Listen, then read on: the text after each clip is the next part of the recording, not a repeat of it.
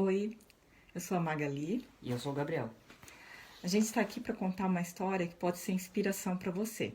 Eu sou a mãe desse rapaz aqui e com 1 ano e 8 meses ele teve leucemia. Foi diagnosticado com LLA. Foi feito todo o tratamento, ele melhorou, né? Foram feitas as quimioterapias, ele melhorou.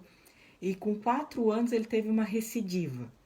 E quando voltou muito pior, voltou pelo corpo inteiro, teve metástase.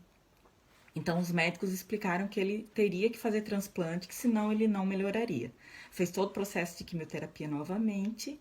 E quando ele tinha mais ou menos 7 anos, veio a notícia de que tinham achado um doador compatível, porque na família não existia ninguém.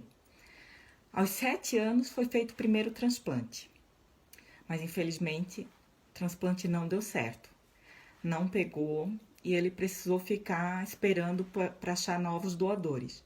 Foi achado posteriormente, depois de 1 ano, foi achado mais 3 doadores para ele, mas nunca foi achado ninguém 100% compatível. O máximo de compatibilidade era 80%.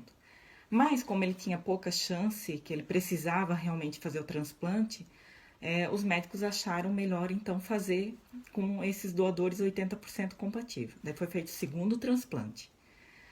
Isso ele tinha 8 anos, quase 9.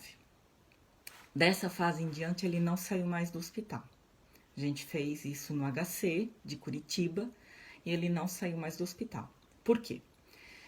Porque não pegou o segundo transplante e o corpo dele não regenerou medula, então ele não produzia mais sangue. Ele tinha que receber bolsas de sangue direto, plaqueta, ele sangrava o tempo todo, a imunidade dele estava muito baixa, ele ficou numa unidade com pouca visita, era praticamente eu e mais uma pessoa que podíamos estar assistindo ele. Então, praticamente ele ficou isolado durante esse 1 ano que ele ficou esperando para fazer o terceiro transplante.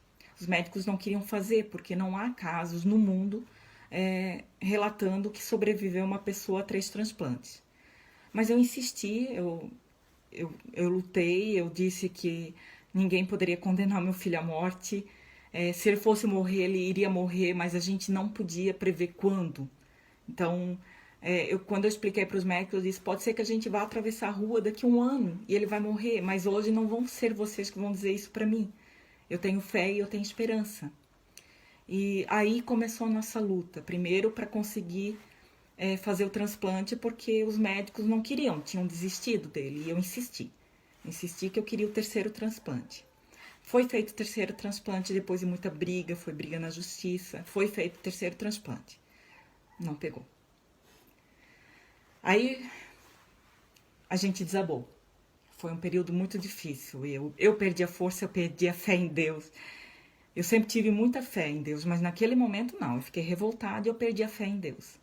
Mas aí aconteceu uma coisa muito bonita. Eu me ajoelhei aos pés da cama e pedi a Deus que fosse feito o melhor por ele. Não importava o que, mas o melhor por ele. E foi nesse momento que daí aconteceu uma coisa que a gente acha milagroso, considera milagroso. Ele foi mandado para morrer em casa. Os médicos falaram que não tinha mais o que fazer.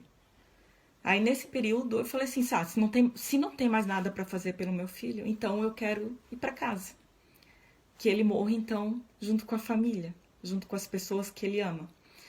Então nesse momento a gente voltou para Gaspar, saímos de Curitiba, voltamos para Gaspar.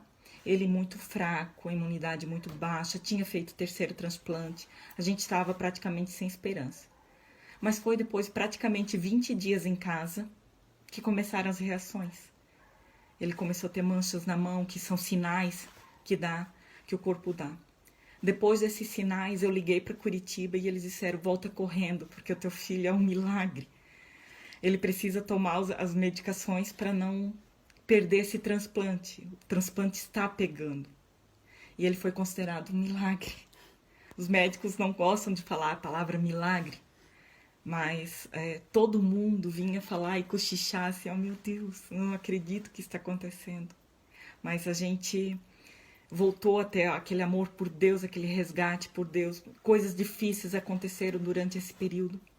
Mas uma das frase que eu posso falar para vocês com certeza, que tenham fé.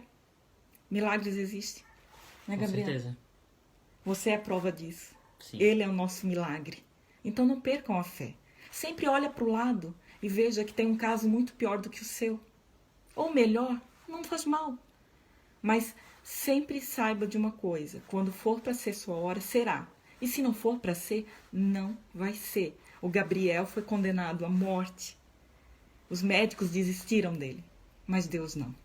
Beijo, fiquem com Deus. E se essa história puder inspirar vocês, que seja assim.